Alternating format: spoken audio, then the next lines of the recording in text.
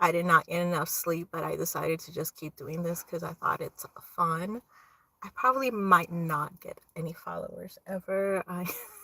But and who watch me, but whatever. I mean, it is what it is. So this is the second episode with Poetry at Lunch with Patty. I don't know what we should call it, lunch poems or what. And I'm just reading very rough drafts, so like straight out of my journal from exactly a year ago. So I wrote this poems March 11, 2025, while I was still on bed rest, and I got a little something for you. All right. Like they're not the best poems, they're really rough drafts. There's stuff that I'm gonna have to edit a lot. And who knows what was going through my head during that time as I was recovering from hip replacement surgery. And yeah, and I just read poetry books after poetry books, so who knows. Mermaids. Okay, well, I'll start with the first poem. It's called Mermaids. Mermaids. Mermaids sing a song full of doom and gloom as they await their destiny. Don't know what they did to be imprisoned. Don't know why their existence is a threat. Can only sing about how their freedom was ripped away from them, about their deepest fear of being eaten by the elites.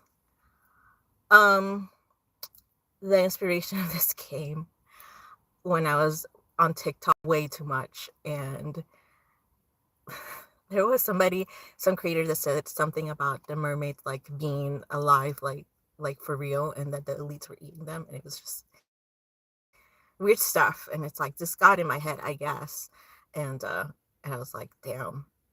I mean, not that I believed it, but I thought it would be an interesting inspiration for a poem. Okay, and the next one is called Losing. Losing. The older I get, the more I realize we really can't win as women, no matter what we do. Somebody is always going to hate us.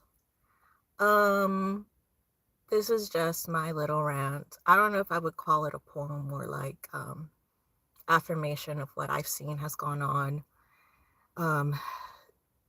throughout, I guess, since I've been a kid. And while we've had a lot of progress as far as like women's rights and a lot of things, there's more visibility. There's still like just so much progress to be made. And I think I wrote this thinking, like, God, we're still treated in some places like second class citizens. And when is like equality going to come for us, right? Okay, so this one, this one is not racy per se, but it is about desire.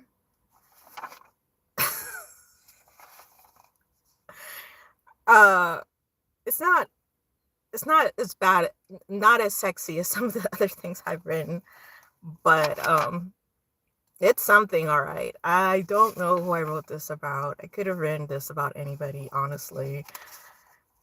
Or maybe this is just a manifestation of something that hasn't happened to me yet. Who knows? Anyways, it's called Hand.